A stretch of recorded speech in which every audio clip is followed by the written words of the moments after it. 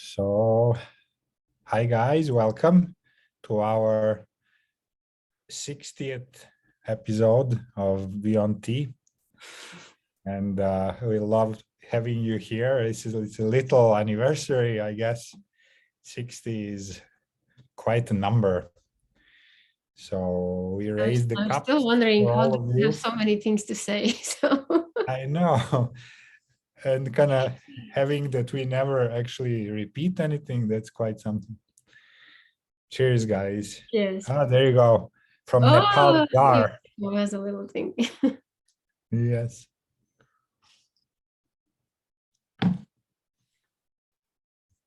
So, and where are you, Kat? Where are you located now? And just, is it Philippines or somewhere else? Hi, yeah, still in the Philippines right now. Ah, okay, good. Great. So our today's topic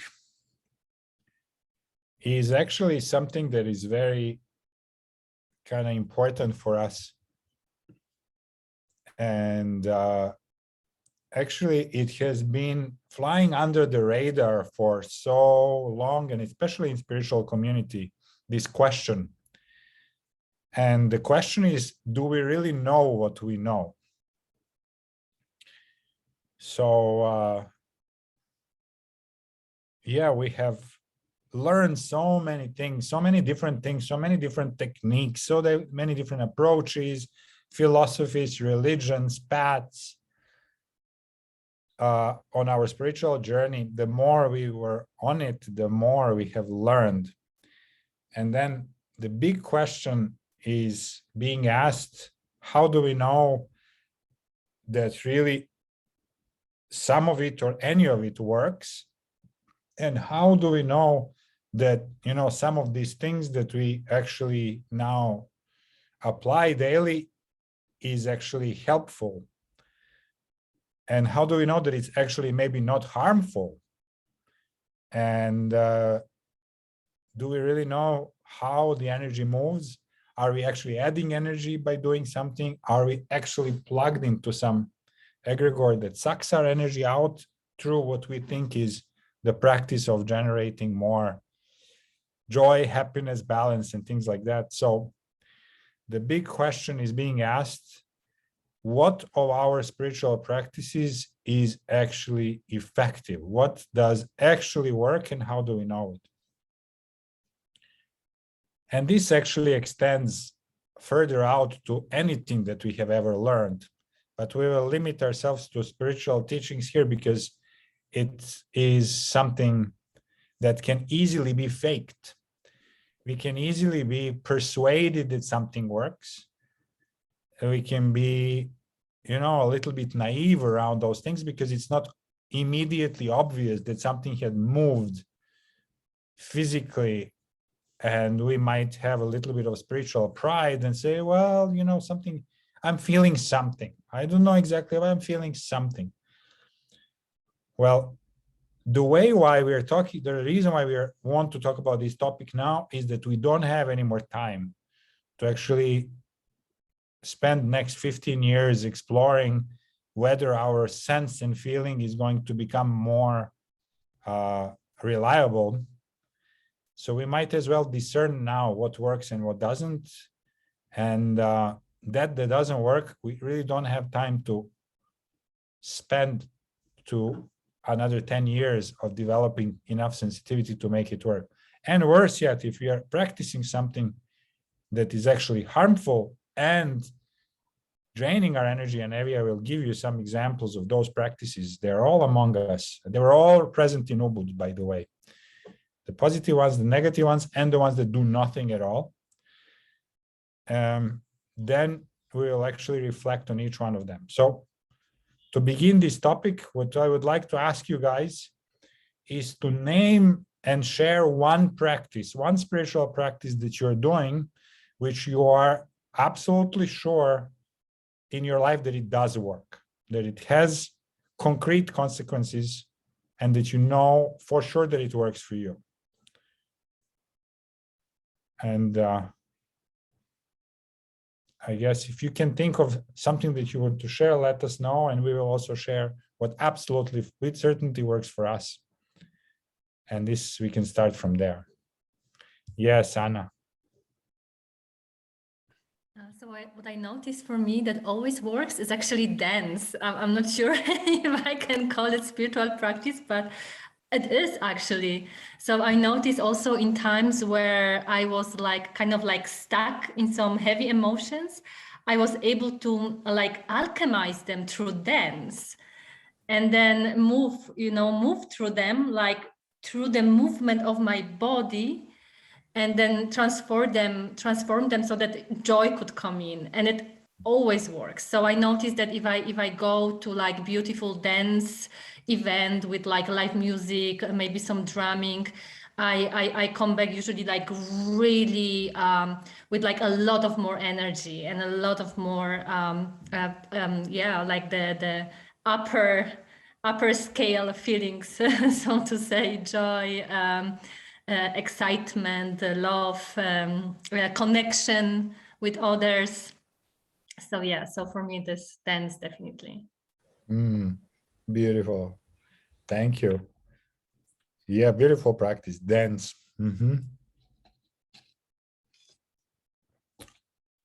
How Does about it you work? guys? I have a question, Anna. Does it work to kind of shift you out of a lower state, or does it kind of actually transform things that you want to transform so that they're never there again? That is a very good question. I mean, I had one example that was like actually multiple examples where I would go into worry, or I was like really stuck in sadness, and then I would shift out of it. And obviously, I would still go into sadness, but never like that anymore. So like never around that topic, let's say, if it makes sense. Because I mean, the feelings of sadness or of worry, I mean, they come and go, right? But like around a specific topic, I was able to kind of like transform them, and they never came back. Yeah, it does make sense. It does, well, sadness would come out as a consequence of many of the inner states and many of the things we can carry. So yeah, it's great to know how it works for you. How about you guys? What is a spiritual practice, or like this? I mean, all practices are eventually spiritual, but what are some practices that work for you with certainty? Do you have those?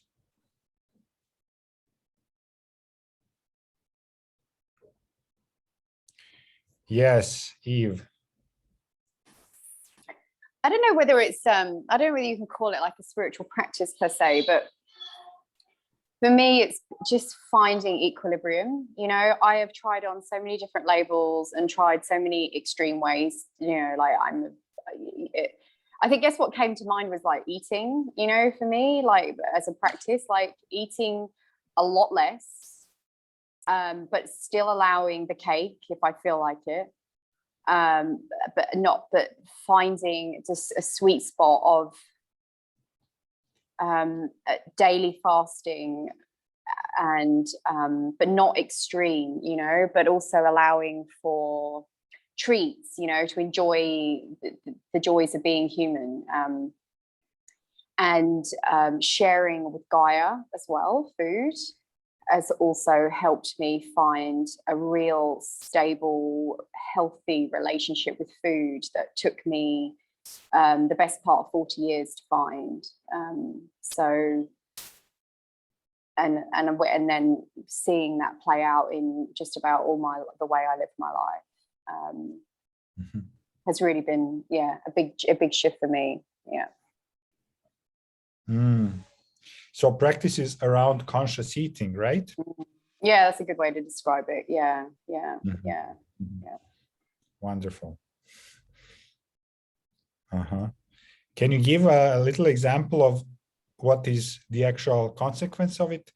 You said that you were more imbalanced, right? Or yeah, so I guess you could say, like, I had a really a very challenging relationship with food, growing up, and then having conscious body issues, and carrying extra weight and, you know, going extremes with diets and all this kind of stuff. And then I think when I explored fasting and I took it to the other extreme, you know, I did a 40-day fast and really cleaned out my system. And then when I broke my fast, it took me 2 years to really recover. And because I just had this, I never had the ability to stop eating, even when I was full.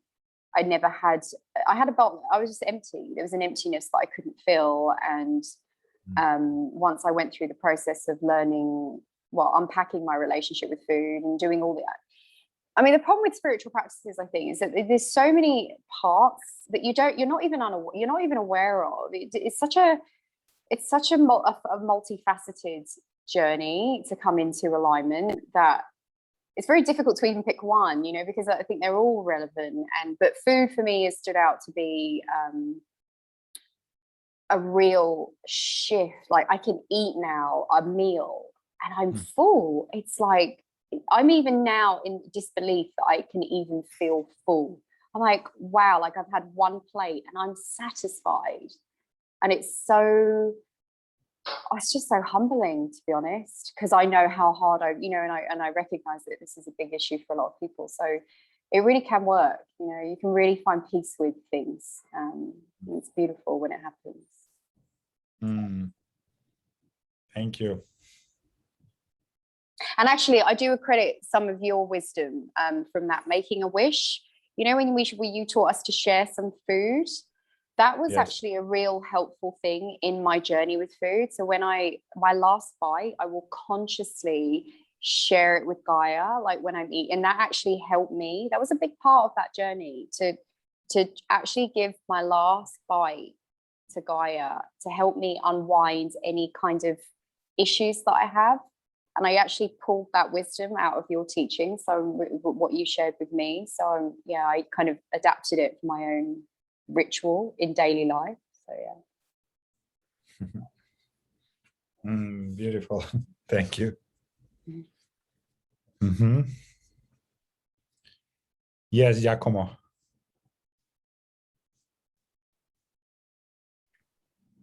Yeah, sorry. I have two practices that I really enjoy. One is more personal, and one is I share. But the personal one is bowing down. I've learned that bowing down makes me feel really grateful and really appreciative of other people or my abundant life or anything that happens to me. It's really elevates my vibration. It really makes me feel very, very grateful. Bowing down for me, it's a spiritual practice, I guess, but it's the idea of welcoming whatever's coming my way. I love it. The second one is actually helping others. Helping others opens up to me like a beautiful channel of communication. You know, when you see somebody in distress for whatever reason, you can always lend a hand or a nice word or something. But I think my true lesson in this was to accept help. Yeah, because giving, it comes easy to me, but receiving becomes more difficult. Yeah, so these are my two practices that I like to embody as much as I can. I love it. Wonderful. Thank you.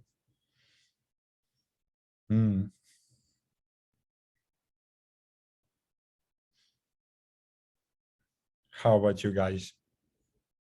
Yes, Vanita.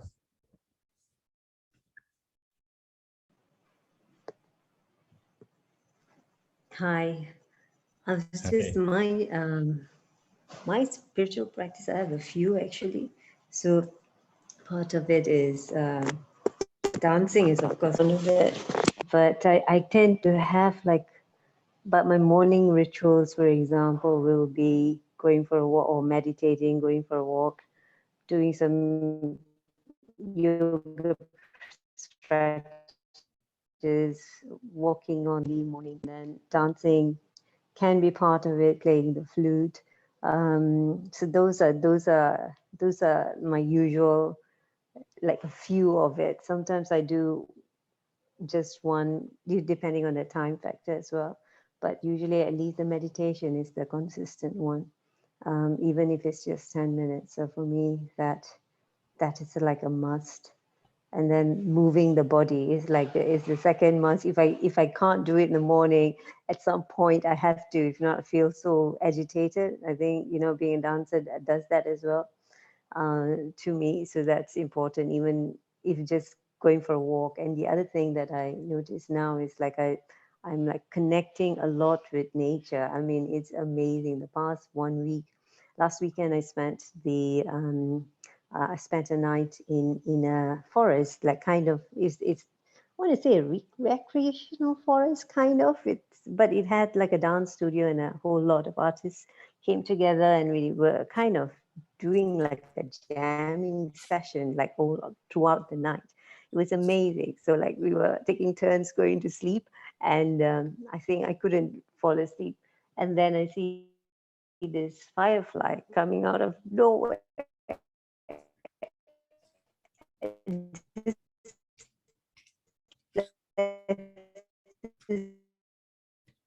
This one lone firefly, Then when I go for a walk, I'm always connecting with some butterfly, all three, all four in one, or whatever in a day, So I just love that when that happens, everything coming together. So that, to me, being observant and being completely present tend to also attract these interesting experiences, and I love it.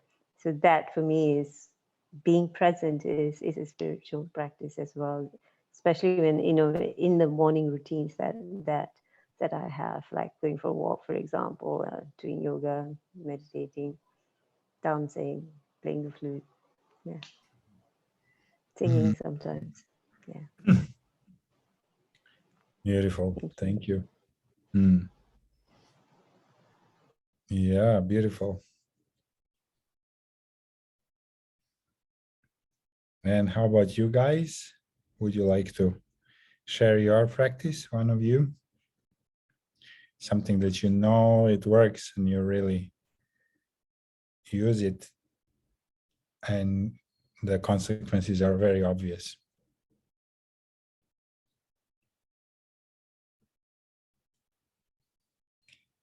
And if you don't have to share, that's fine.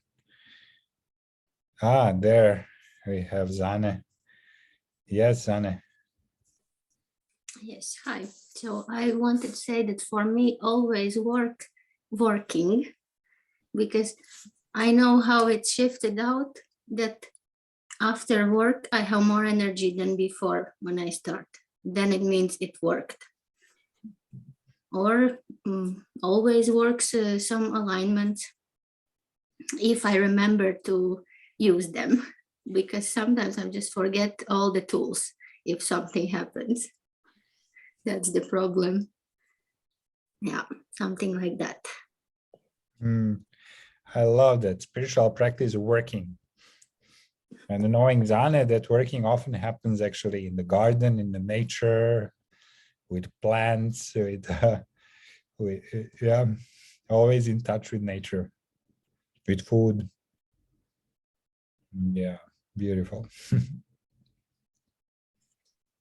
Thank you. Yeah, actually, it's not to minimize the importance of that physical work, because Sadhguru says a whole lot of karma can be just burned by pure working, even without awareness. That's why we're here in a physical reality, where we can spend energy in transforming what we need to transform.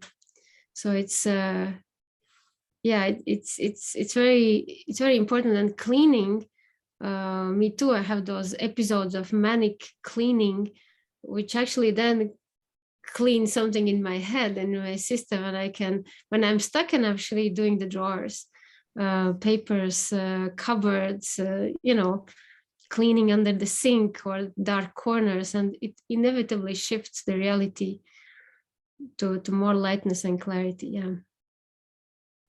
So good reminders, Anne.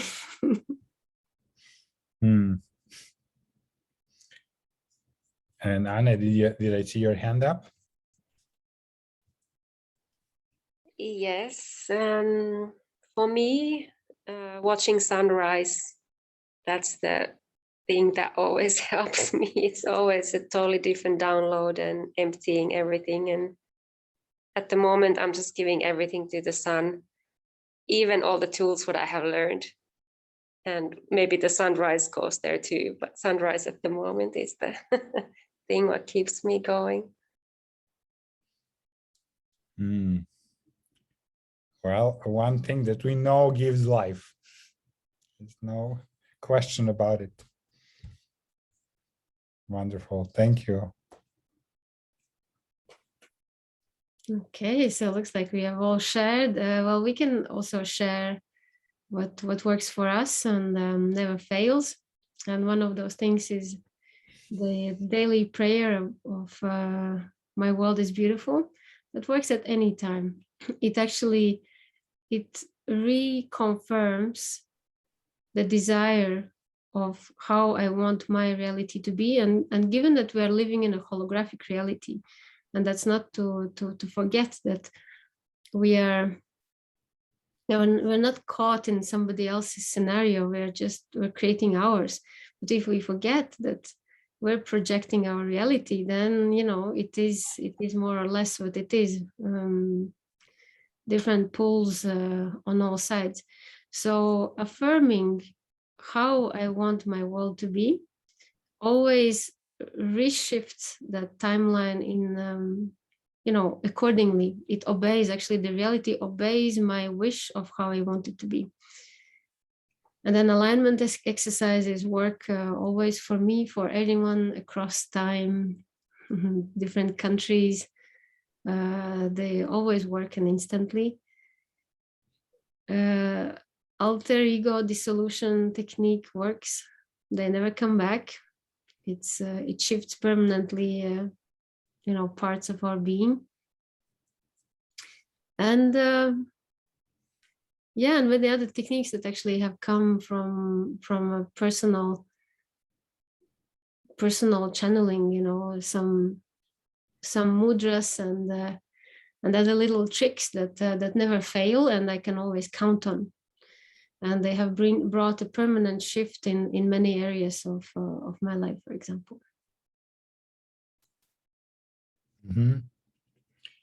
And I will add to that. What works for me is definitely the meditations, morning meditations, and preferably when I'm able to do it while it's still between night and day, so like 4 a.m. or so. Those are super powerful, realigning to everything around. And then what works is the alchemical tools that we use from alchemy school that we had with Amanor. Those tools have actually proven to work very, very, very precisely. So, and I will have to agree, dissolving the inner aspects, that has been really miraculous tools. It's really amazing way to, well, we have kind of sculpted ourselves that way, and we are ourselves the consequence of that work. So we have the proof that it is working. So this is, I guess, the tools that we have to share. Yeah, and the reason why we bring up the topic is because we have attention in the spiritual kind of realm for so many years, and we have a little bit of this distrustful nature. So every teaching or opinion or method we always take with like very, very big, like many kinds of filters, from big grain to small grain filters. So we're very, very careful always of these aspects of what is being promised, what is being said, what it does to the energy. And we really felt it's quite important to bring awareness to two facts. That first, we really do have a very short, limited lifetime to explore consciousness. So it actually counts if we do something inefficient or or misleading. And the second is that if we are not vigilant, we can totally fail this spiritual path, because if we do have aspiration to better ourselves, to bring more peace, more awareness, more love in our lives, then we better actually have some results in it. Otherwise, it's as if we were doing, exactly nothing. So Otherwise, it can be kind of qualified as spiritual entertainment. yeah, which is fine as long as it's a conscious choice. So I guess the most important aspect is awareness. You can be aware of your working practice, non-working practice, just pure laziness or escapism. As long as you are aware, it does not create karma, and it does not impact you. You can be totally saying, okay, you know what, spirituality for me in this lifetime, okay, it's, I'll take it easy. And when you do it with awareness, and when you know that you would rather go for only what brings joy, only what kind of distracts you, but if you do it with awareness, it does not create karma. It's a conscious choice. But if you think that you're doing spiritual work, but it's actually a spiritual entertainment, well, that might lead to some big awakening moment when that realization hits that actually you don't know what you thought that you know. So yeah, the big question, how do you know that you know? And as always, as we say, the proof is in the pudding. If it has shifted some things permanently in the way you expected or you wanted, that is the proof that it works. So in this session, we'll go through a little bit of aspects that it's all a thought-provoking, all thought-provoking aspects, so that you can really ask yourself and bring yourself to this lucidity that we so much encourage about how you spend the time on earth, how you are aware of the preciousness of every moment, and how conscious you are about everything you do from morning till the evening, every single day of your life. Yeah.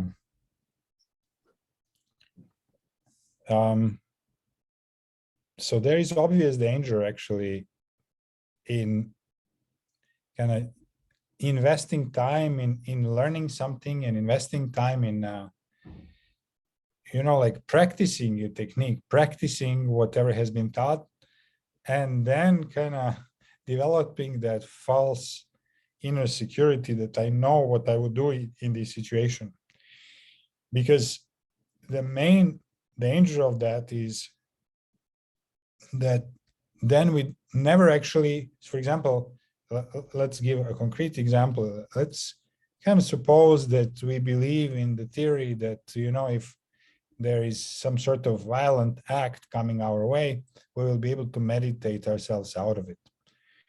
So I can imagine that somebody can persuade us to kind of go and meditate our way out of a natural disaster and something like that. But for example, Balinese priests have proven that they were able to stop the volcano from erupting, but are we really also as expert in that or not? Probably not. So if you have kind of believed for a few years that you can actually deter the violent attack on you by meditating the attacker out of your field, well, guess what will happen if the attacker actually happens? You will kind of learn when it's already late that you have spent all these years of practicing martial arts because you didn't need it, because you thought that you can actually meditate your way out of it. But it's late. By that time, you have wasted the precious energy of your life where you could have invested it in actually studying martial art and then combining that with meditation and becoming actually somebody who can really make a difference versus, having this false security in something that completely wasn't true. Mm-hmm. And I have a feeling that this is happening a lot along the lines of people who have actually been trained to be docile, so to speak. I've read recently an article how in the 70s there were kind of cases of people who would hijack planes and just go somewhere, like imagine, somebody would be so confident that they will walk on the plane, hijack it and ask it to fly to Cuba or whatever. People who are close to some big events such as, wars or like big natural catastrophes, they were close to the actual experience of danger and losing life, have, retained their realistic outlook somewhat to some extent. So they used to be people who you don't mess with them because they have a perfect sense of what is right and what is wrong, and a little bit of the dangerous edge where they can, you mess with them and, you will pay for it. And there were years that now went by where people have been somehow lulled through these, I would say false spiritual approaches, where they have kind of grown to not be able to do anything really on the material plane. You cannot count that they will kind of be able to stand up to something because all they know is something that doesn't really work. So Which actually includes a huge danger of not reacting when it actually is needed. So letting things be, because following the slogans of it is what it is, everything is perfect as it is, I am the creator of my reality, following the slogans without actually embodying them makes someone like a spiritual follower much weaker to react to life than someone who follows nothing else but the common sense, So when the danger really comes, currently we don't have to remind you what is going on in the world, that everybody is facing certain choices and, it's not going to get better. So unfortunately, where spirituality can mislead people is thinking that they're light beings who will take care of the situation, or let's just pray and meditate and it will shift the things around. And in the meantime, maybe we're not doing what we should do on a very practical level, because we count on these slogans that are not embodied. It is true that we're creators of our reality, but well, do you embody it? Are you actually able to shift your reality in the ways how you want it? Or you just believe that you're a creator of it? So, when the problems really come to your doorstep, so have you done everything you could to save yourself, to protect yourself, to I don't know, even stock up food if you see that bad times are coming, or you trusted that it will be taken care of by the universe? So the line is fine here, because the combination of both kind of spiritual thinking and practical thinking could be a game winner. But a bad combination of spiritual escapism and lack of discernment can actually lead someone to a really nasty situations. So that's where we need to be very, very careful and see how embodied is the information that we believe in it. Like, do we actually have proofs of being creators or being pure love and light and being, immensely powerful beings? Can we shift really the current situation by, holding hands in circle and sending love to somewhere?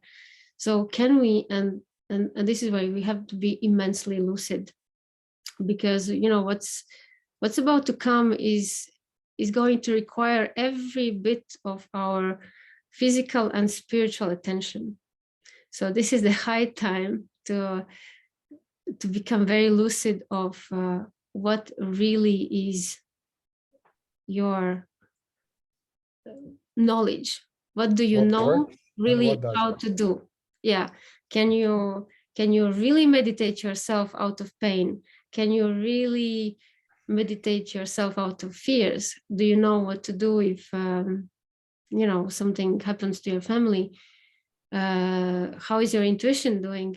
Do you have enough connection with your intuition that you can, out of pure kind of inner drive and signal, can you just take your handbag and go, you know, when you are guided to? So these are the questions that actually matter. How well are you tuned with your spiritual practice into your physical reality, and how much you trust it? And that's going to matter very, very soon, especially when it comes to decision making. And it can be, you know, you have a minute to decide to go or to stay, what to take, where to be. It's it will really, really matter. Yeah. So you can maybe give the example of the teachings that we encounter in our work, which the practitioner believed that they're actually generating and moving energy, whereas actually what we found out upon our examining is that they were actually losing energy to those practices. You want to reflect on that a little?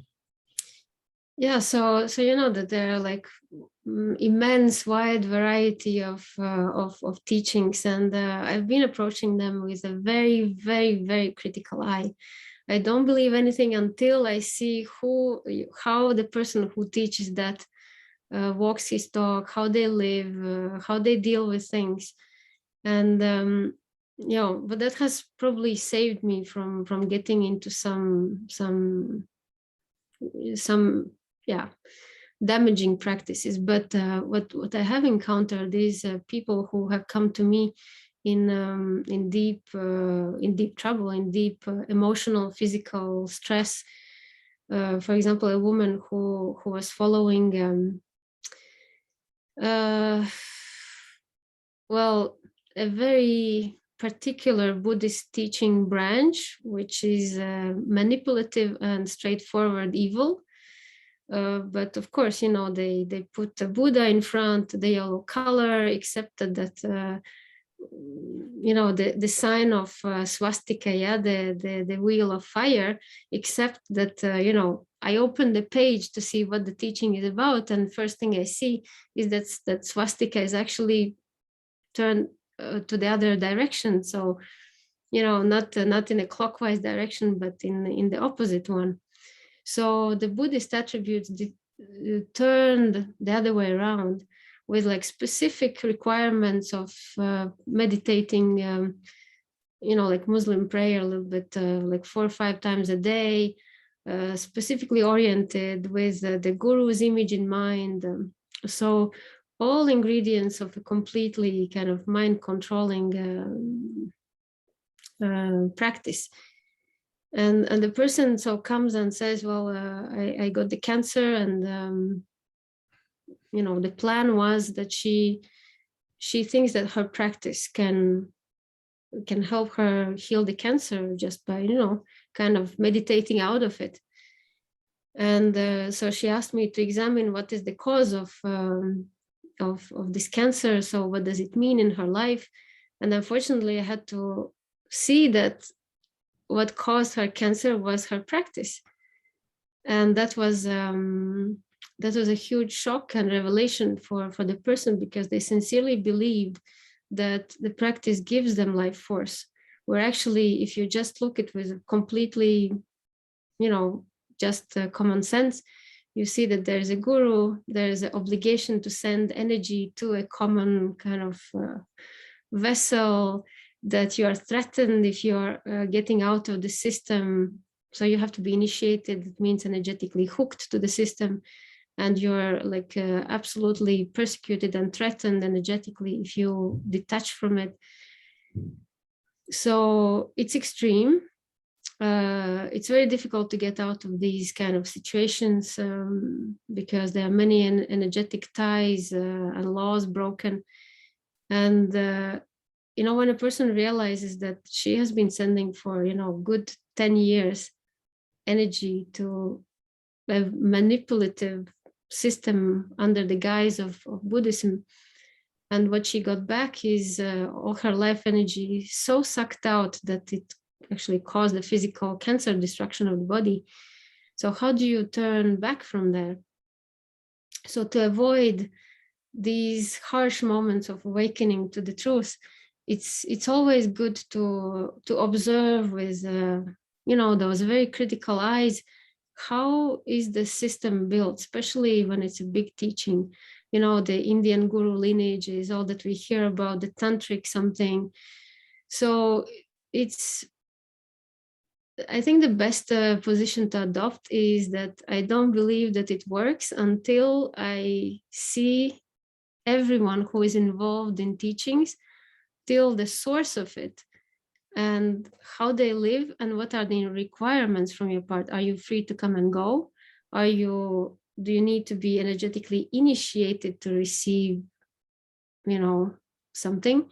So those are all questions that can raise doubts and suspicion. And after all, we can also understand that all the teachings that come in from the ancient lineages and so on and so forth, they're very, very little adapted to our constitution right now, our body, our lifestyle, our mind, our capacities. So if anything, they could give you, let's say, the practice to train the mind to calm the nervous system, things like that. But to put it as an ideal to follow, it can be devastating, unless it's really done in a setting where everything feels kind of empowering and right. Sadhguru says that following like a big spiritual teaching, for example, his or any Buddhist teaching, is like sitting in a bus. You don't have to ask questions. You have nothing to say. You just follow and you'll get there. If you trust your guru, he will take you there without that you have to understand every part of the process. Well, we as charismatic investigators, we say, okay, we'll get there maybe slower, but we go it in our car with our map and we try to find our way. And there is a beauty in the process of finding, what works for you. So yeah, bus versus your own car, both lead to somewhere. Definitely following the guru's trail is a very set course, and it's a choice. If there is one choice to make, you better kind of check out whom you're following and how much engaging it is. For example, you've noticed our love for Damanur teachings and people and everything, yet we found that the conditions to be part of that group are not compatible with our inner freedom. So we said no to the bus, and we're driving our own little car with our own little map and with our own little straying left and right. So that's the choice, and both can work. But seeing extensive damage to one's energy system through, for example, okay, I will mention, I hope it doesn't offend anyone who is a believer of Oneness University, but I have seen so much damage done by that system to people that I have to say that it's think twice before engaging in that kind of practice where you have to worship a person and send energy somewhere. Those are two big alarms because what it does to your consciousness, it's repairable, but it's difficult. So there are many systems like this. They exploit the human kind of natural tendency to go for good marketing, good words, oneness. Sounds beautiful. Everybody wants to be part of oneness. So when we fall for the words and the slogans and the promises, well, sometimes we have to pay for it. So yeah, some big movements that have gathered a huge following could do that because they build immense energetic egregores on the energy of the practitioners. And they do get some, while you are actively in it, you do get some benefit because that egregore gives you back something, otherwise you wouldn't follow. So you have illusion that you are actually getting some energy where actually you're giving so much more. Yeah, if you're part of any kind of practice where you're not entirely sure about every part of it, double check. And if you have a choice to join or not, double check again. So that's just a little disclaimer, seeing what can actually happen. Yeah.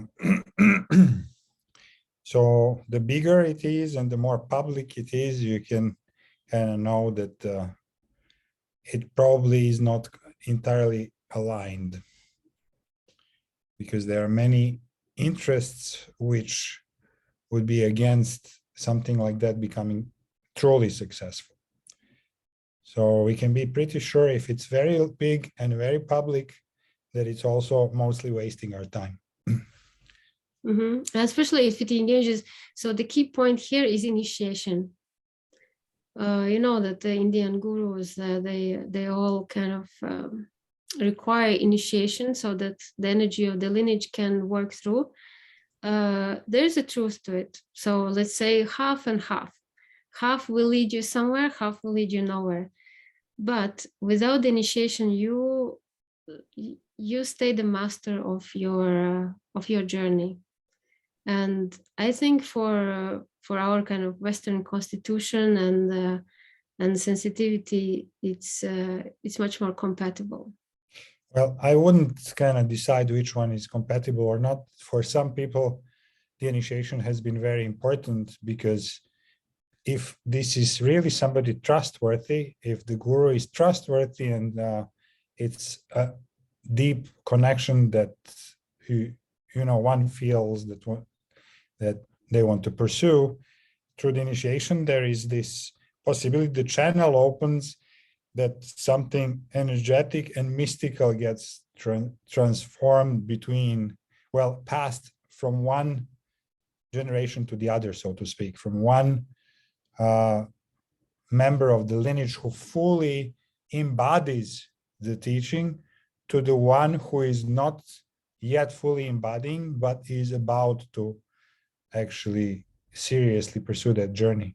So there is a good reason behind it, but it has been manipulated so much that we have to be super, super careful with whom we are willing to go through the initiations.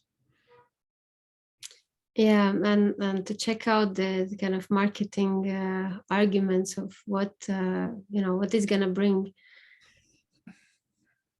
And it's pretty much in our hands, and our willingness to actually move forward and to better ourselves is what brings us opportunities along the way. If we want I have many friends and acquaintances who want something that works quickly without doing too much work. I agree to some extent. Me too. I don't want to meditate for 8 hours a day to get more inner peace. I do. Why not? It's fun. Yeah.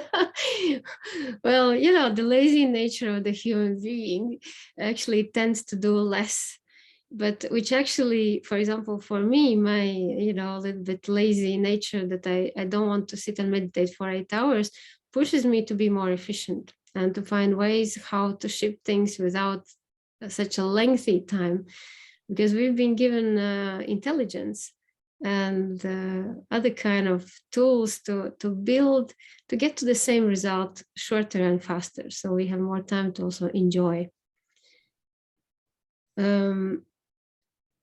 So it's possible to find a teacher who will give you the shortcut because they also have, you know, figured it out, depending on what it is that you want. If you want key to inner peace, overcome fears,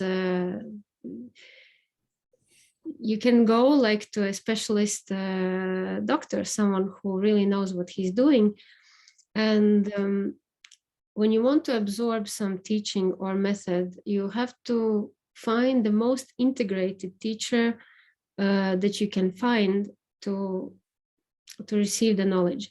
Because what happens when the integrated teacher gives you the knowledge, it's transmitted not only through information, but through the actual energy, and being just in that field, in that presence, already shifts that very question that you were asking about. So always checking how the thing that is being taught works in the teacher's life. I have always this kind of forever non-answered question of, you know, what we have Adolf, who I took a kinesiology course with.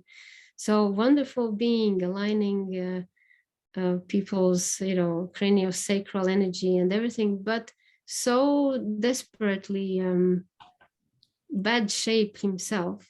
And just like that contradiction just didn't, you know, didn't reassure me actually on the knowledge.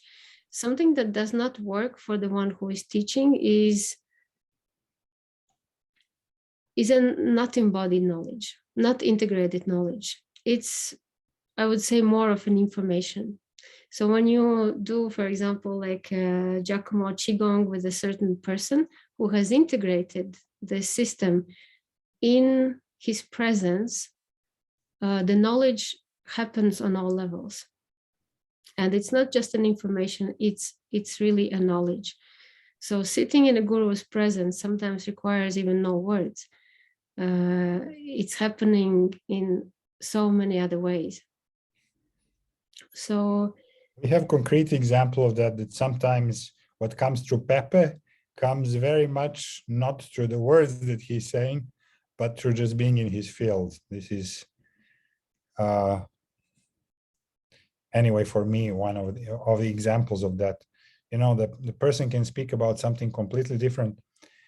And yeah, this is what the practitioners of, well, the monastic practitioners who are dedicated to a path and who need to receive deep initiation in very deep levels of a teaching, when we start getting to the mystical levels and somewhat of acidic levels. Sometimes what actually happens is that they have had that state of this knowing and adepthood in themselves, but what they don't receive anything else. What that guru does is he just removes keeps the disciple in the state that he keeps removing the obstacles to actually realizing that state. So purifications to the point where he's actually ready to see the mirror and to kind of get that next level of adepthood. So this is what gurus are good at. Sometimes, you know, reading this Tibetan Book of the Dead, sometimes for many years, these processes would last until the person is actually ready and pure enough to get to that next level. And then we see that those final enlightenments come in the funniest possible ways, sometimes in a very gentle way, other times where the guru actually throws stones at his follower, not pretending that he's angry, but actually to uncover and open up a certain channels of energy that were still being kept in the body. So it's very, very interesting to kind of follow some of those cases, how it happens. Mhm. However, for us and for the way that we see the world is like those long paths of 18 years of trying to kind of get to the next level. I don't think we really have luxury of having that time anymore. It's a little bit the thing of a past. And now what we need is actually to combine things that are available to us and to activate as soon as possible. Because if we're going to be activating, we need to do it now. Yeah. So then how do you know that you know? Yeah. There are three levels of let's say, knowledge.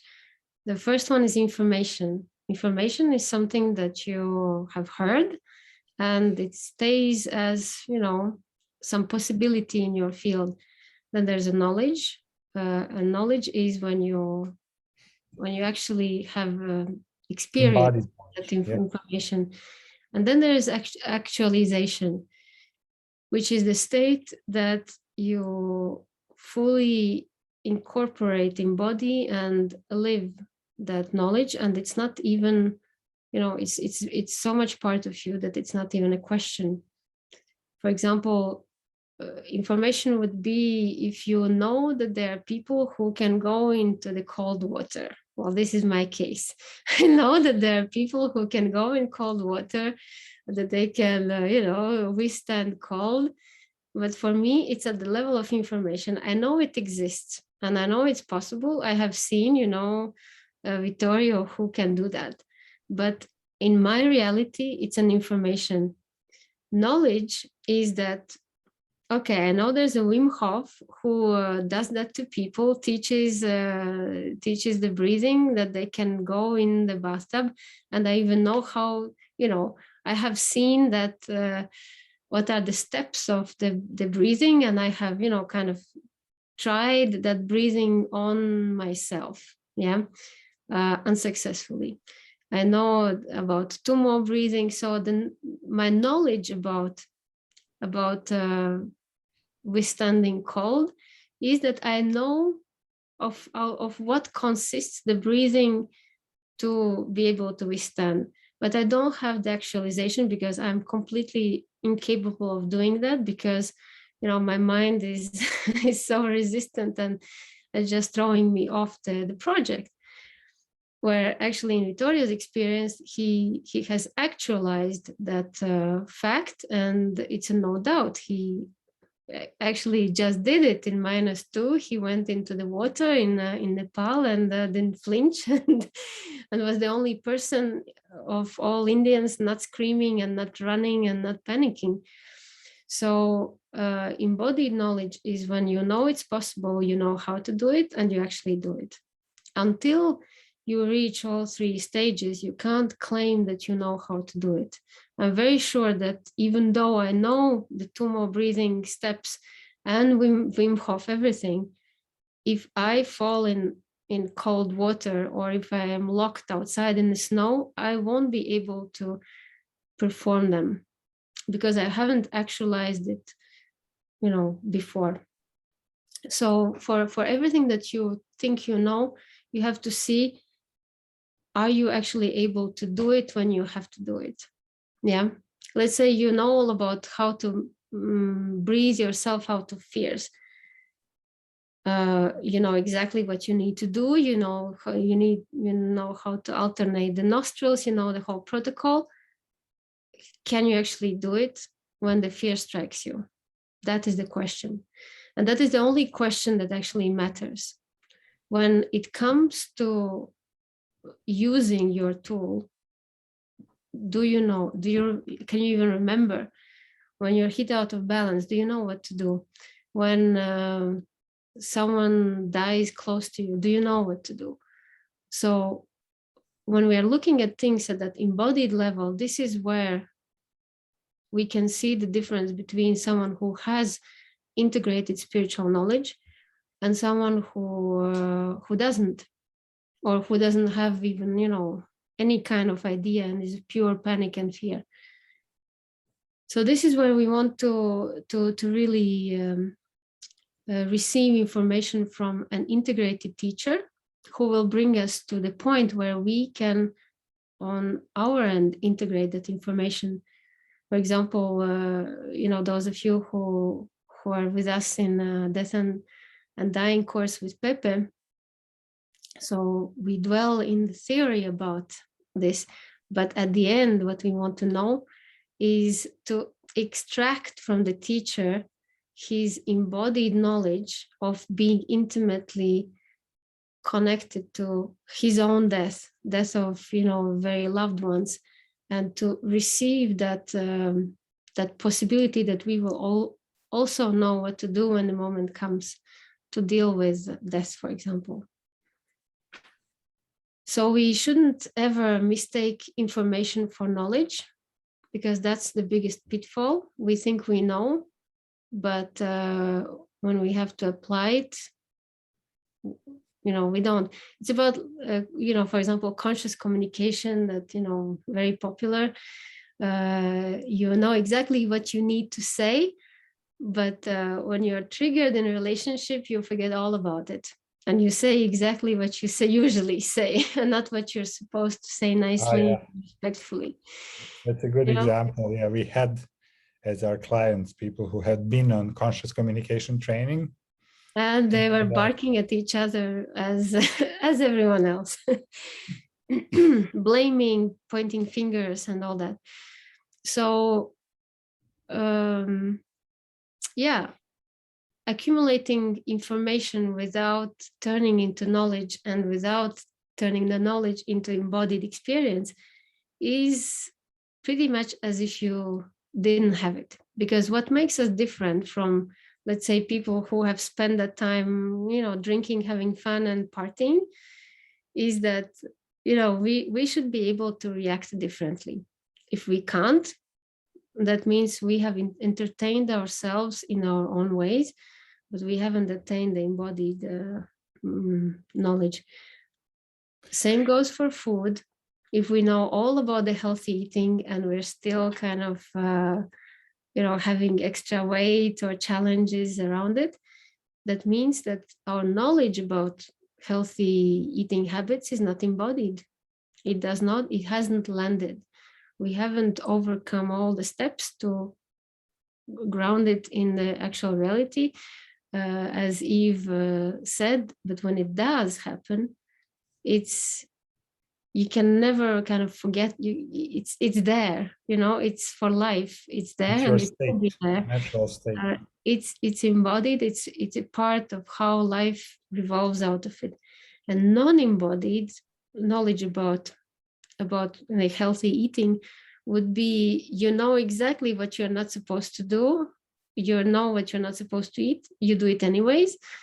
And you find an you excuse. promise yourself the next time you will do it better. Yeah. And it's a vicious circle of next time and next time that keeps us from recognizing and being honest. Well, I don't embody the knowledge, and I'm, you know, like telling myself that I'm almost there. And the next time I will probably be able to resist the snack or something. But, you know, that could last years. Well, there is one clue there. If we still need to resist things, that means that we are forcing the state. The state is not there. If we naturally don't gravitate towards this anymore, then we have actually actualized it. And my concrete example would be smoking. Well, and drinking. You know, I have done both in my life. But when, for example, when that smoking fell out, it was just not necessary anymore. Anybody would smoke around, but this is not even existing as an option naturally to take that. And same goes for alcohol. You know, while I was drinking, then it would be a challenge to be in the social situation and not have at least a glass of wine or something. But once that it fell off, and it's not like that I had to force myself not to do it anymore. It's just, it doesn't even occur to me that this is something consumable. It is, you know, like there's a liquid sitting there, you know, nothing. Similar goes with meat, for example. It's like, just, it doesn't associate with the idea of food anymore. So this is what it looks like when now it's actually part of integrated normal life. It's just, you know, there's no struggle. It is just not there. It's not necessary anymore. And these are some of my examples, for example. Mhm. So what do we do with situations where we learn something and actually nothing happens? So we signed up for a course and, you know, it's like, yeah, it was interesting, but nothing happened. Or we follow a teaching hoping that, you know, we're building a way to our enlightenment or something. So what, you know, why things don't work? How do we know where's the problem? Why didn't it actually work? So there are three reasons, very simple. So the first reason is that actually the information was misleading. It was given by someone who doesn't know, who doesn't have all the ingredients for it to shift. Because for energy to shift, it's easy and not easy at the same time. If you want to shift your life and energy in permanent ways, it's like a formula. You cannot bake a cake without half of ingredients, or without the main ingredient, or without an oven, or without one ingredient, like without. Yeah, you could bake a cake if you don't put maybe enough sugar, or a little bit of less of something, but you can't perform the recipe without one major element to it. So if the teacher doesn't have all the elements, it will give you the theory about the recipe, but you know, if you don't have that ingredient, it will never work, and probably it hasn't worked for the teacher itself. So the information is incomplete and misleading. So that's one of the reasons why maybe the teaching doesn't work or hasn't worked. The second reason, which is back to ourselves, is that we didn't do the work. We were given the perfect recipe for the cake, and we were just too lazy to apply it. So we know all about it, we know how to do it, and we just don't. We have seen that, for example, in our Meet the Parents course, we have seen people who do integrate the information.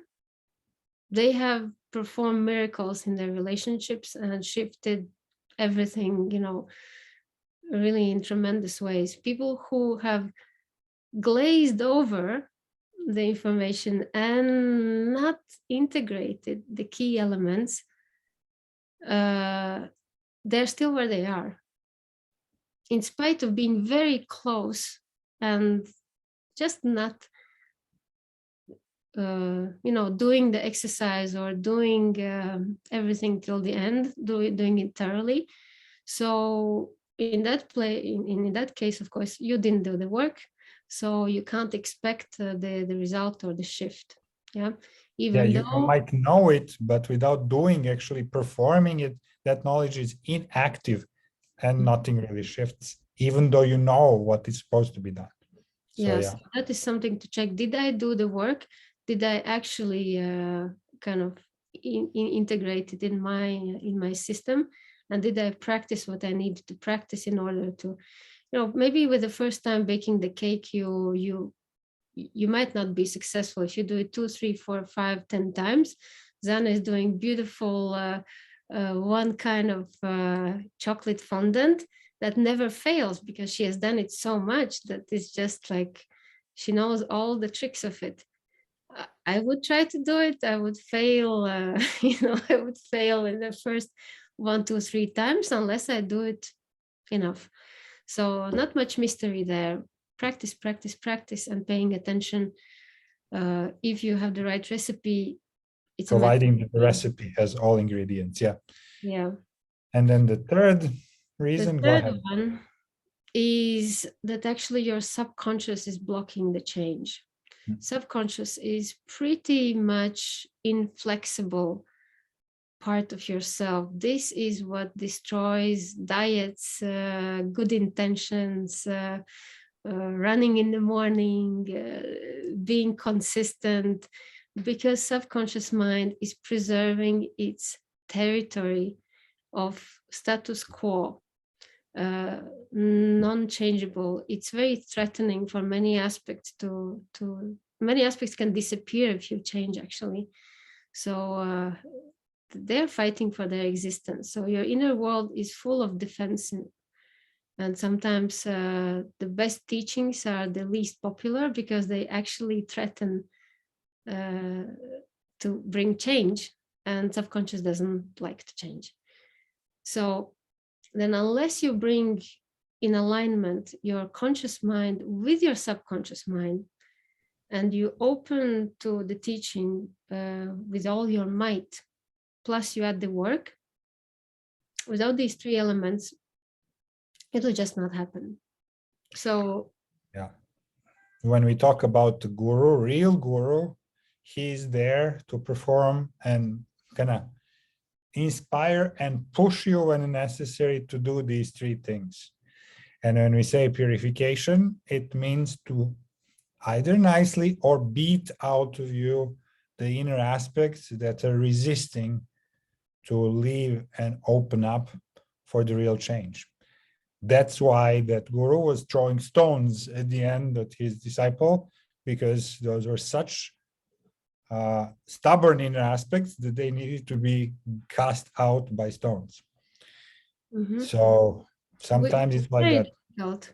It is, I have to recognize it's very difficult, and this is the major fail of on any spiritual journey, is because the subconscious mind at some point blocks it out and gives out reason. Oh, I have no time, I'll do it later. Oh, it's good enough like this. No, I don't have to read the whole thing.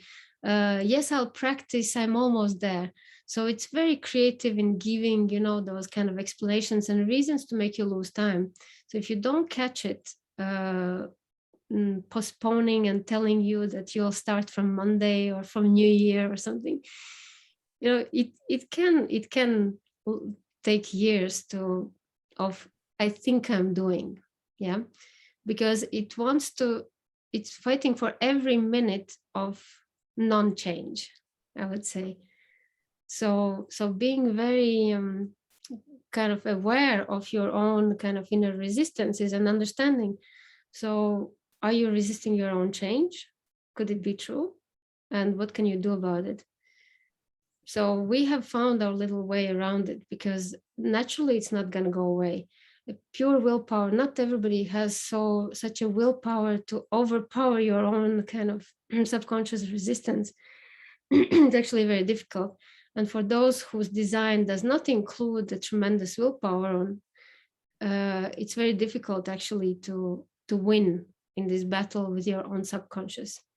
So what we can do in this way is to find the aspect that is resisting the change, like really like a catalog, yeah, finding which particular aspect is anti-diet, anti-yoga in the morning, anti-meditation. So which aspect is threatened by it? And then, with the method of transmuting the alter ego, we can weed it out at once. But pure applying force towards yourself is exhausting. It's exhausting. And for example, I lose all the time. I lose, my evening aspect is like, yeah, we're gonna wake up early, get the work done, nice and easy in the morning. And my morning aspect is saying like, what? I know nothing about it. I am programmed to sleep and to enjoy, and you do your things later. So you understand that you have many voices speaking within yourself, and they're not always cooperative. So bringing your awareness to who is blocking your waking up in the morning, who is blocking you doing things right away, who is blocking integrating the spiritual practices, following up, following through, being consistent. There you weed it out. Or you'll have to apply force. Or insist so much that eventually the subconscious will kind of give in. And because what works, what we were taught, that subconscious reacts to two things. One is shock, and the other one is repetition. So if you repeat enough times something, it creates a habit, and subconscious kind of, okay, it's a habit, so this is the way it is now, and I accept, I let it in. Otherwise, the shock is like a tremendous amount of willpower. I'm gonna do it anyways. And it kind of breaks through. But we have found the third way. And the third way is really finding that blocking element and transmuting it there. It's fast, easy, painless, and really, really, really efficient. Yeah, which part of myself is resisting? Which part of myself doesn't want to do it? Which part, what is the inner aspect that is actually working against my best interest? And once that we find it, we get it out. That's really a nice and quick shortcut. Mm-hmm. And if you're asking about the black and white mirror, yeah, I guess to encounter the shadows. So yeah, it's that practice is a step towards understanding and realizing that you do have the resistant parts who are not allowing the spiritual kind of evolution, but then something needs to be done. Just being aware of them is halfway. But it's an important part because it is almost like your let's call it kind of spiritual, not even a diary. It is your checklist. It is like how well are you performing? How well are your spiritual practices performing? So the black mirror and white mirror is pretty much a little the book, the diary that you keep when you each night before going to sleep, you reflect on your day, and on one side write positive things that you have accomplished today. This is the white mirror, and positive characteristics that you have developed in yourself. This is the white mirror, and on the other side of the book is a black mirror, and this is also reflecting for about 10 minutes and writing what are the difficulties or the negative things that had happened today and that have creeped out. So in a way, doing it every evening gives you a mirror where you are in actually weeding out these annoying inner disturbances that keep coming up, because if we don't try it, we kind of forget that they are there. So if you come into the habit of just making this diary filled every, like it's few minutes every night, then you have a proof. You have like proof, black and white. Well, some of my inner aspects is doing a sabotage on me. So this is your first trace, how you can retrace back and then see, so who is still, for example, not wanting to do yoga practice today? Who had still said no to it, even though my other aspects decided yes?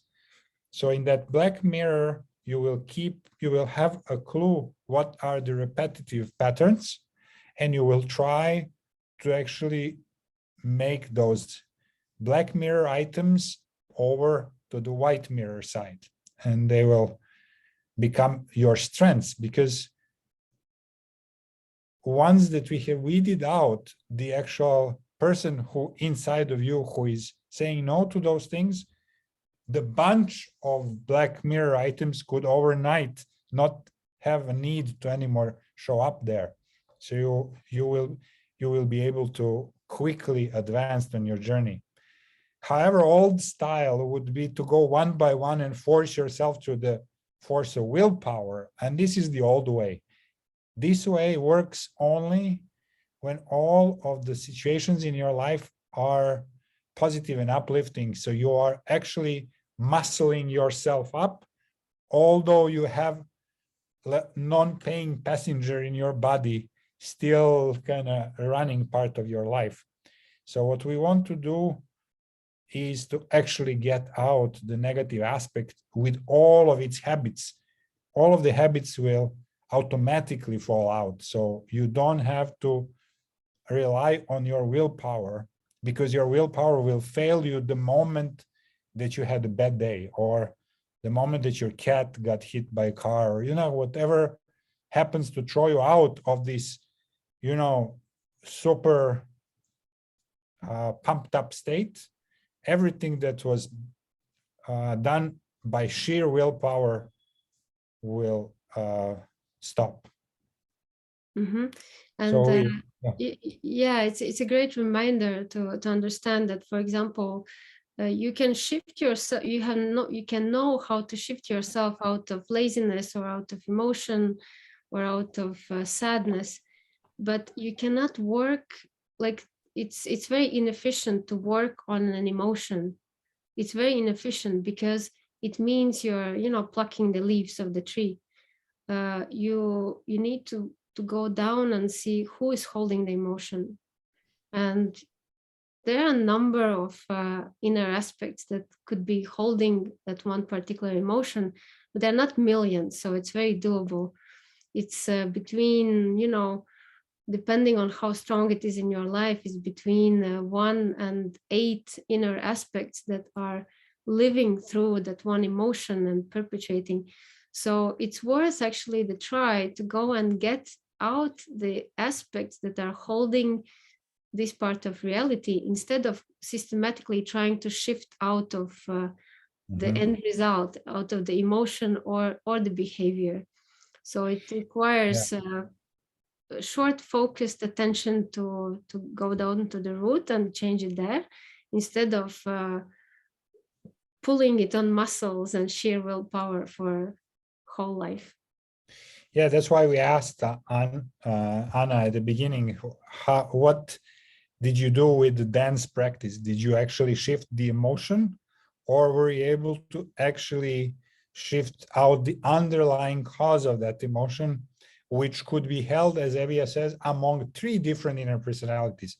So you get out one of them, the sadness still comes back in life, although you will feel that it has a different flavor. But the range of our emotions is limited to what we can name. So, you know, we call something sadness. It came through maybe 3 of those inner personalities kind of expressing their view of the world. So we get one out, in the next session we get another one out, the third session we take the third one out, and all of a sudden you have 90% of your situations where you would get sad never showing up as sadness anymore. Automatically 90% immediately. Then, you know, as we go deeper, then some other in aspects that didn't have enough of a voice power to compete with these 3 very loud ones will maybe start surfacing, but it will be already so much easier to deal with because they're not so strong. And that's how we actually go deeper and deeper in that purification. Yes, Anna. I want to share something really interesting, because I think it goes also in this direction. So what I notice very strongly for myself is this sadness comes from the inner child. I mean, myself as a child who was not allowed to express sadness or feel sadness, you know, like my mom always want like the happiness mask on, and kind of like not loving me when I was feeling that. And it's so beautiful because I really feel like, also through dancing, because then I am with this emotion, but also in some recent practices, I kind of was telling my inner child like how beautiful it is to feel this, you know, it's just one of the life's emotion, and I don't have to be happy all the time. And I really feel it shifting, because I would like, before in my life, I would have these phases of like really long, kind of like almost like depression-like states, whereas now it doesn't happen anymore.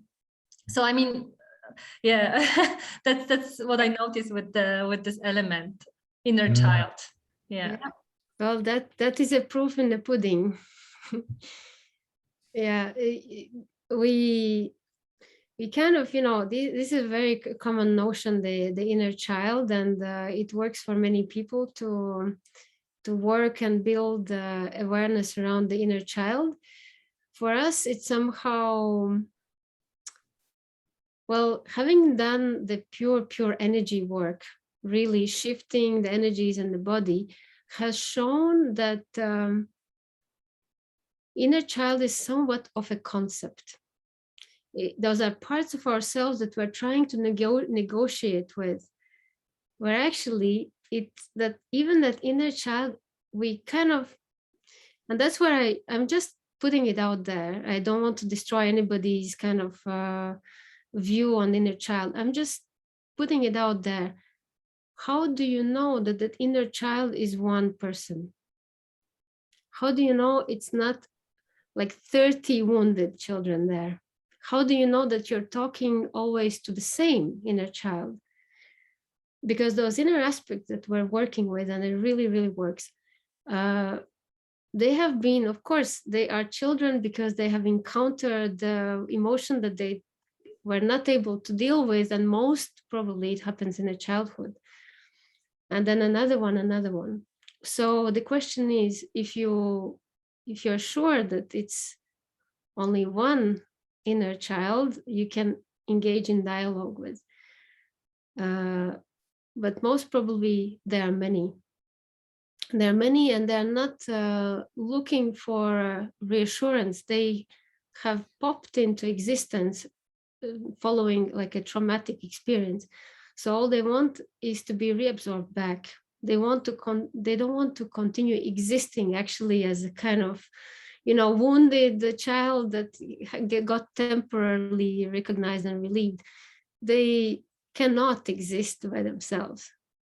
So, giving more attention, if you're working with the concept of the inner child, also going to the depths of what it is for you, and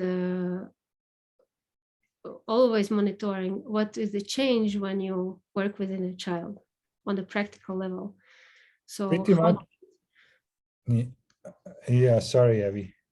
I just wanted to say just one more thing that popped in my mind about inner child. Unfortunately, we see some interesting phenomenon of worship of inner child as if it was some kind of virtue to bring out and up inner child, which actually doesn't serve quite the purpose, because the child is very impractical and cannot really live and lead your life. So this is happening more and more, worshiping the inner child and adapting to its voice and needs and its whims. And whims. Yeah. So again, always discerning, careful before you go into any kind of practice that you don't have full control on. Yeah, what I wanted to add to this is that inner child actually is there because there was something that it didn't know how to process at that time in childhood. But what it actually is your energy. You own it. It's yours. And it's yours to be engaged in anything else that might be even more productive than putting that child on a pedestal and telling him how you love it. Because the more that you do those things, the more you're actually encouraging it to keep existing. But it only exists still now because this that make it into the existence has not been dealt with. So what it really wants is to stop suffering, and it will stop suffering is if you lovingly reabsorb it into your energy and then recycle it into something new and super empowering that you can do now with your wisdom now, with your state now, and with your relationship with the world now, not how it was then. And that's what that inner child would most like. reabsorb it and makes magic out of it, something amazing. So this is how we treat the so-called inner child. And Juanita's question, if it's necessary to address as inner child, instead letting the emotions move through us.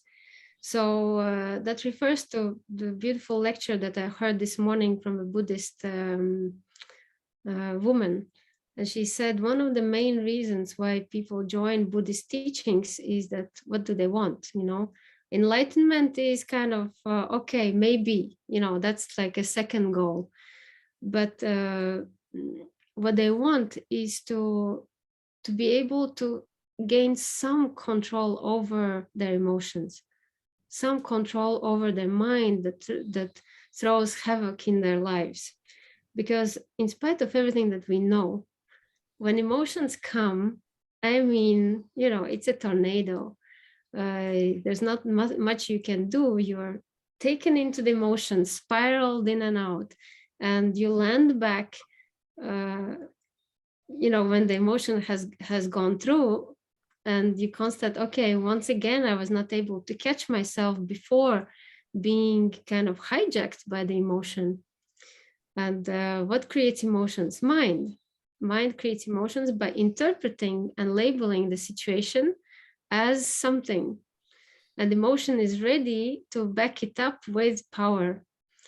So what you know, in my humble opinion, what the whole spiritual kind of practice and journey would be about is to learn how to train the mind to be able to deal with emotions and allowing those emotions to flow through without, by recognizing that it's just energy with a certain flavor, and not, you know, and getting out of the point where emotion can hijack your system, your words, your body, your, you know, why would people throw plates at each other, you know, when they're angry? Why would they do that?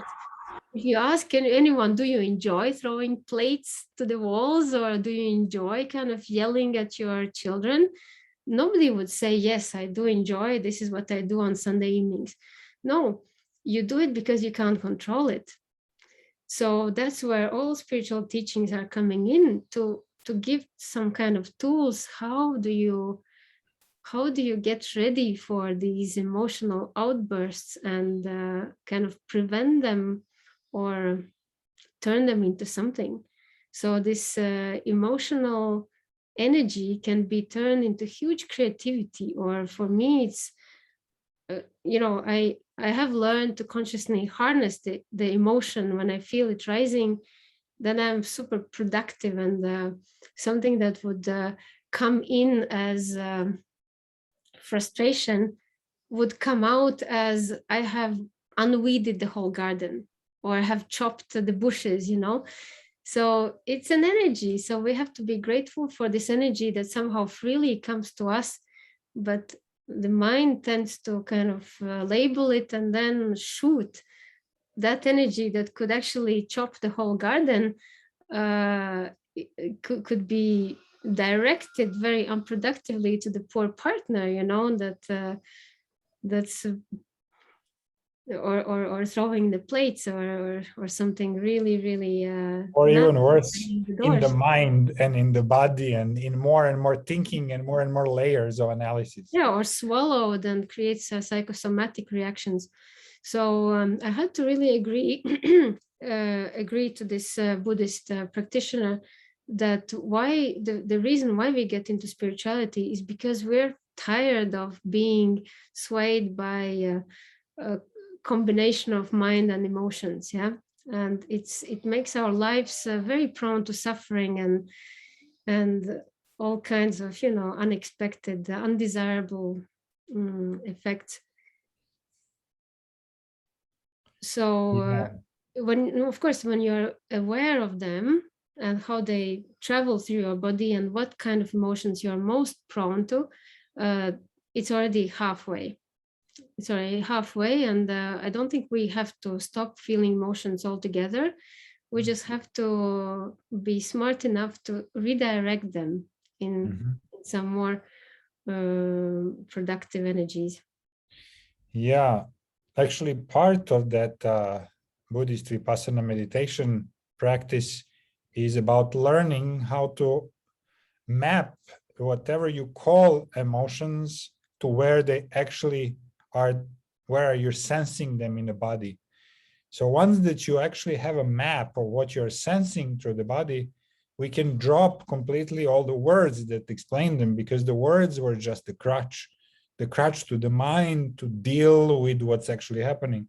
Once that you can really kind of deal with them energetically, and you are feeling that something energetic is moving from the area of my chest into the area of my back, and once that you have kind of noticed it immediately and then consciously moved it around and play with it, there's no need to even name what is happening. You are just energetically moving energy around your body and maybe doing something. You know, my favorite is to chop wood.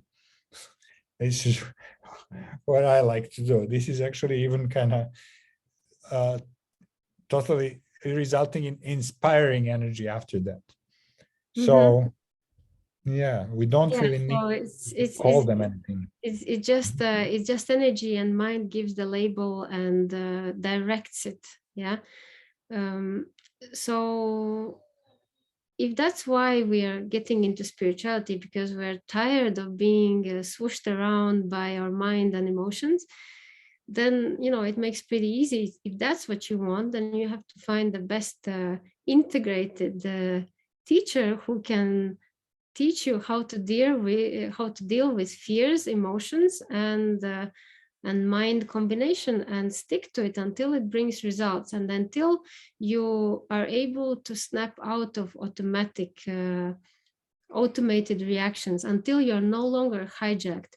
So Buddhist teachings, take many, many years to get you to the point where you are able to observe the reality and be witness of what's happening to you.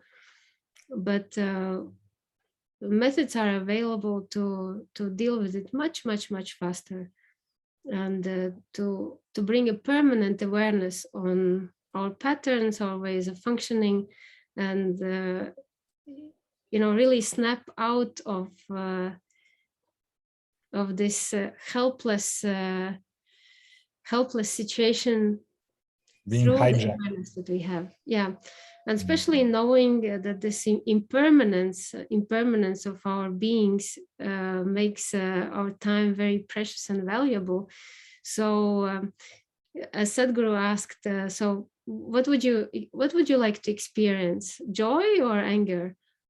Like if you had a choice, so all hands would raise, yes, of course I want to experience joy. So how does it happen that you're experiencing so many other things than joy in your life? Well, because of this, because of inefficient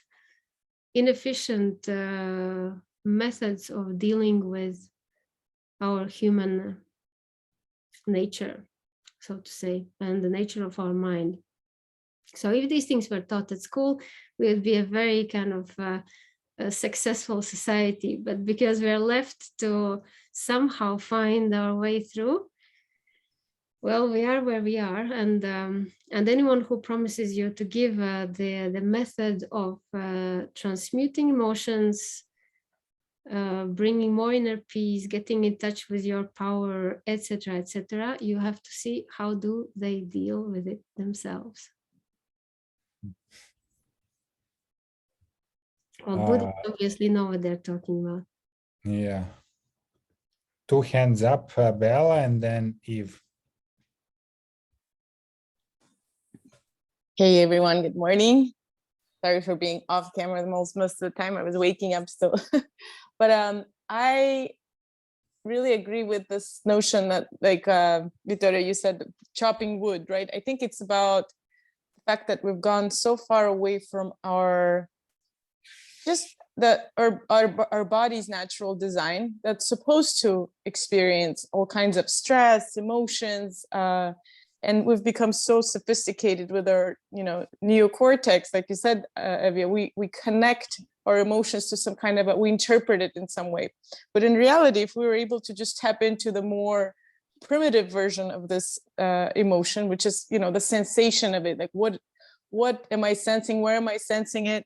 And just act on it, not in a, I call it rechanneling, right? So you feel the anger, you're not gonna, you know, kill your boyfriend or, you know, throw the plates like you said, Evia, but you go for something that mimics that kind of expression, right? So you go for a run and you really feel through that anger as you're running, and you can make sounds as you're running, and you can make, you know, like the punch something as you're doing it. So like, I think it really has to go through your body in order for you to just get it out, right? I mean, sometimes there are emotions that have to be processed in other ways, but most of them, if we just allow them to go through, they won't get stuck in our body in a negative way, because I don't think there's a negative emotion really. Like, all of them are somehow showing us what we need to express. And, you know, anger, stress, all of those things were part of our need for survival. So somehow I think that it's reconnecting to our body level, right? And allowing those things to go through it. I mean, for example, one of my favorite ways is when you go for a run, for instance, you're going from point A to point B, and you really go, you know, and on a road, on a way there, you really feel all the negative emotions or whatever it is that you're, or even if it's the good emotions, like you really express all of that, right? And you, at the end of the road, you visualize how you leave all of that anger at that point B. And then when you're going back, you really emptied yourself from that emotion, and you allow yourself to be filled with, you know, the energy of the sun, ground yourself with you know, if you're running on a beach, let's say, from the sand, feeling the water. So you really allow yourself to get into that empty state where you're ready for something else, but you've expressed that emotion through the run, for example. But there are a number of ways. I think it's just really about not connecting not labeling it, not getting into it, but just really allowing yourself to be in that more primitive state, more consciously. Does that make sense? Yeah. Yeah, total sense. Sorry. Go ahead. I have to comment a little bit on what are the emotions anyway. So the emotions is the past. So do we want to kind of cater for our past and kind of find ways to deal with this energy coming from the past, or we're actually ready to transmute that past and move into what would be a natural state of human being is peacefully happy, nothing more, peacefully happy and joyful for the opportunity. Emotions are always and always, you can double check it with yourself, it's always a past. So it's something that you did not like, something happened the way you didn't want.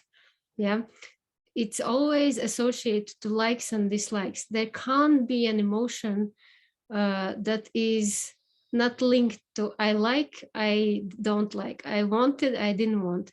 It's always, you know, we are irritated when things happen the way we didn't want. Yeah, so we're irritated, and then we build on the top of that explanations and reasons, and we find someone to blame, and it escalates to this whole thing. If you find yourself experiencing an emotion, you know, it's your past knocking at your door saying, hey, I've been sitting here and, you know, I am again kind of hurt in some way. Somebody didn't call me back. Somebody's late. You know, the fact of what is happening, we are labeling not emotion, but you're labeling the situation. He didn't call me back. If you're very wounded in that aspect, it will provoke you a feeling of rejection, abandonment, and the whole panel.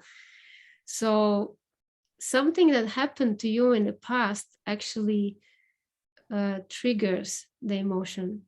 So the most efficient is not to deal with emotion, but, you know, who feels it, and dig down and uproot the one that interprets the situations, interprets events in our lives.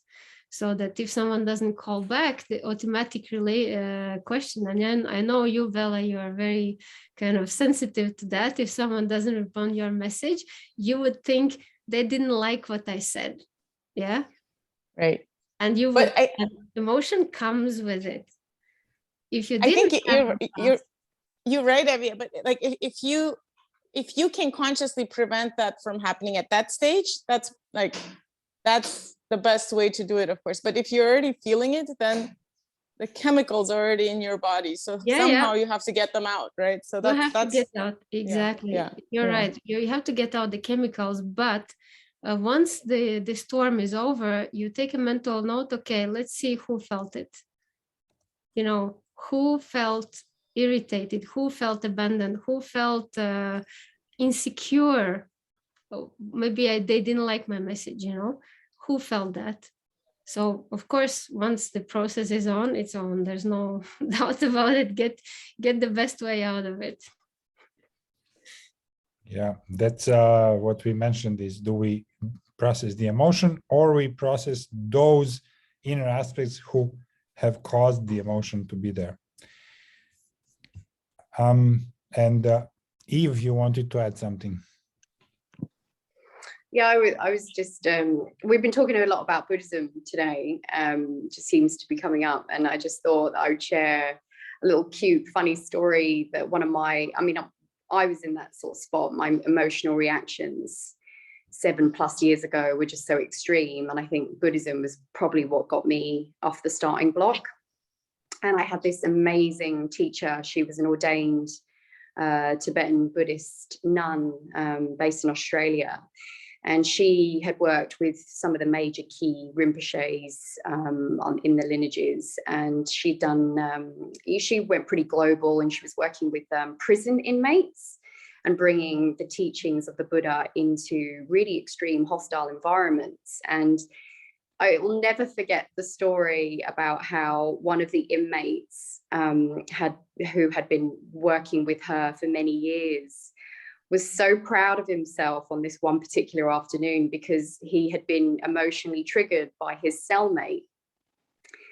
And he proceeds to tell Rabina how that he had triggered him. He was highly emotional. He had reacted. And he had put his head down the toilet, his inmate's head down the toilet in reaction, but had recognized that some of the teachings were starting to impact him because he was so proud of himself because he pulled the head out this time. He didn't actually go on to murder his cellmate.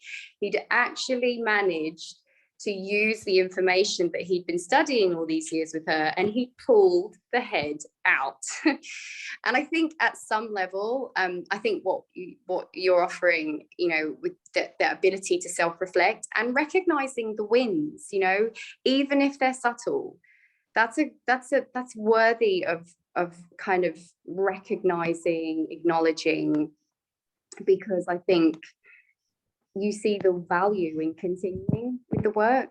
And I guess this is what the point is about this whole call, is that if what I'm investing my energy in to study, like, is it making a difference?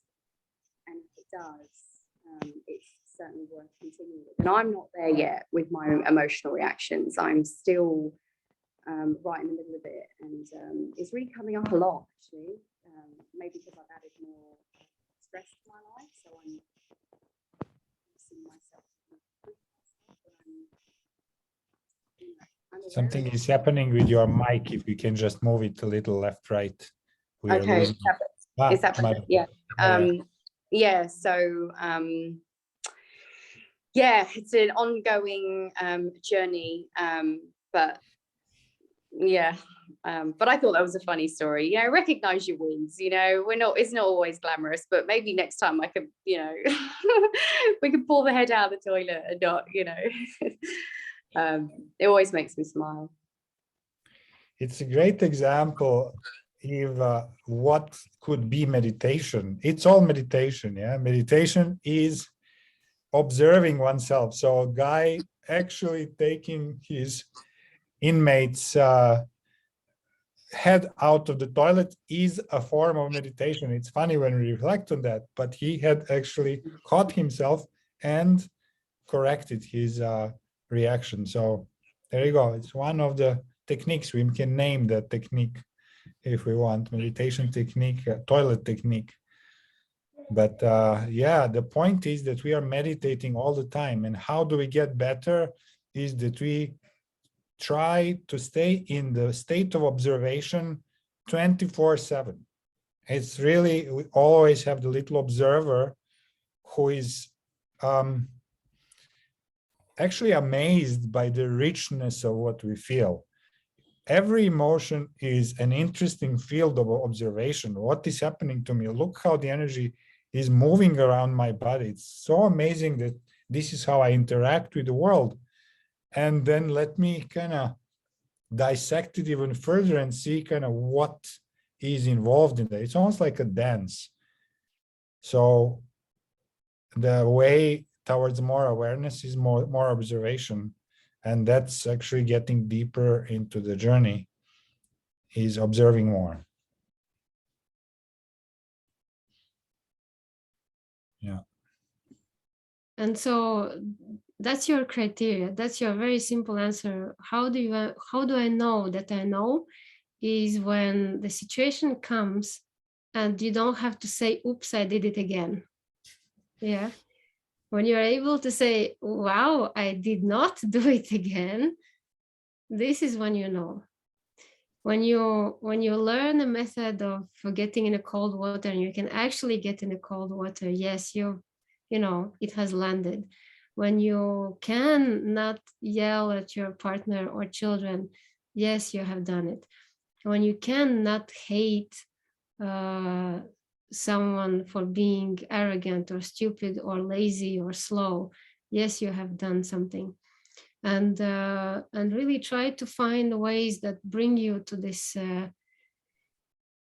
this practical capacity of embracing life and making it into the joyful, beautiful, empowered flow that you know, that you want, that we all want.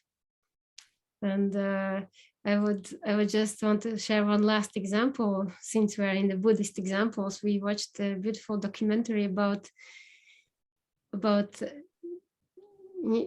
yeah, how Chinese took over Tibet and how they really captured all the yogis, Rinpoches, tortured them to death, and in horrible, mocking ways, destroying all the culture, knowledge, and some very revolting practices. And so Dalai Lama shared a little story of one of his main Rinpoches coming back from 20 years spent in Chinese prison. And he asked, so, well, how was it? What happened to you? And the Rinpoche says, well, in few moments, in few times, I was in a very, very dangerous situation. So Dalai Lama says, so what happened? What was dangerous? And Rinpoche answers, well, I almost lost compassion to Chinese a few times. Yeah. And that was for him a dangerous situation, that he almost lost compassion. That means his practice was so strong, so rooted, so embodied, that he could withstand 20 years of constant mockery, torture, abuse of every kind, destruction of everything that that is sacred and important, and to come back and still be compassionate to its biggest torturers and enemies. So that example somehow stayed very deeply relevant for what a true embodied spiritual practice is. So if we can at least for one thing be ready for our death, be ready for the unexpected moments in life, meet them with grace, but really, really embrace being human, embrace the other human being with the full namaste idea. Well, that's what the spiritual practice would be really worth practicing. So I hope we get that way, and we're here for each other to support and offer discernment, sometimes advice or sharing what works. we're here for each other because we're, you know, going for the same goal and built in the same way. So together, I'm sure we can fine tune our spiritual journeys to be practical, embodied, and deeply efficient. Hmm.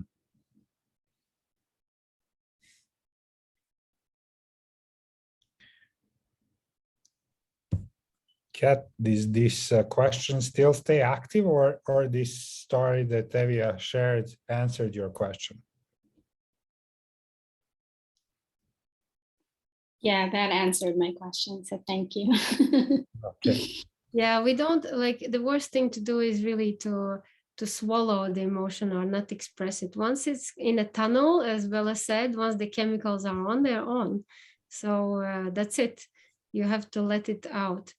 But understanding that and realizing that you've been caught in an emotion and a fear, judgment, or any kind of thing is actually what you put in your black and white mirror and say, okay, I experienced this emotion. And then, so who experienced it? When else have I experienced this kind of thing? So who is generating this particular emotion over and over? We're not all angry. We're not all jealous. Some of us are more jealous than angry. Some of us are more judgmental than victim. Some of us are more fearful. So we have this bunch of inner aspects wounded in their specific ways, backed up by past lives. And they are generating the 3, 4, 5 most prominent emotions. And if only we can dig down to them, this is a key of uprooting the generator of that particular emotion. But as a minimum, yeah, recognizing, letting it through, and trying to turn it into something productive rather than destructive. So this is actually another part of the answer to your question. We are passively dismissing an emotion if we have decided to turn our head in the other direction and kind of forcefully bring some sort of joy, whatever other thing, and not look at it. And you have consciously responded. If you did just this, you have actually used it as a clue, and now you're after who had felt this, and you're actually examining, you are being an investigator, and you're investigating what had just happened. In this way, you know that you have acted consciously, whether you responded or not to it. But this is a constructive response. Observing it and kind of seeing who had created this. Let me find out. And one last thing, so about emotions while we're at it, being actually honest about yourself and saying, well, now what I really feel is like banging his head in against the wall, putting his head down the toilet. This is what I actually feel. Yeah. Well, I'm not gonna do that, but this is what I would like to do. This is how I feel like. And being actually recognizing, being honest with what you feel, takes power away from emotion and into your conscious self, because you have then power to decide whether I'm going to stuck that head down the toilet or not this time, or I'm going to withdraw it. So sometimes we're taken by violent emotions, including me, when they confiscate my honey in the Paris airport. That's very special to me. And I'm like very sensitive to stupidity of and blind following the rules. And I get really aggressive to that. And it helps me to understand that what I would rather do to that blind customs agent, I would, and then, comes series of what I could inflict them. Yeah. And I follow in my imagination on that revenge to, what they're taking away from me for no reason. It's not like it makes anything better, but at least I'm honest with how I feel about it, and then I can release in a in a non-aggressive way is my emotion.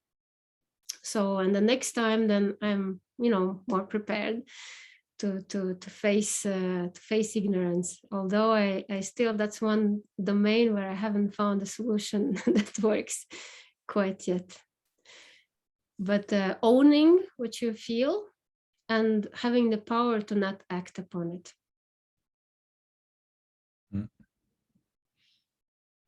Voila. So that's what we had for today.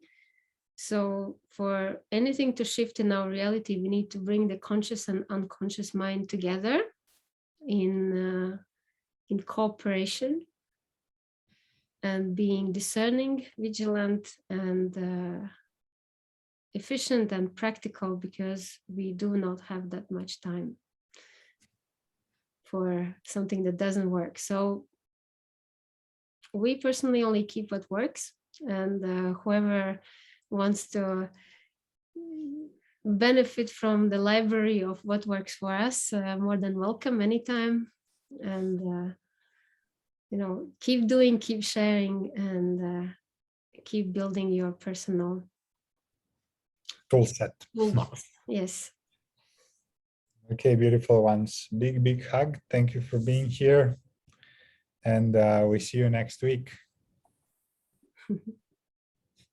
Ciao. Ciao. Thank you.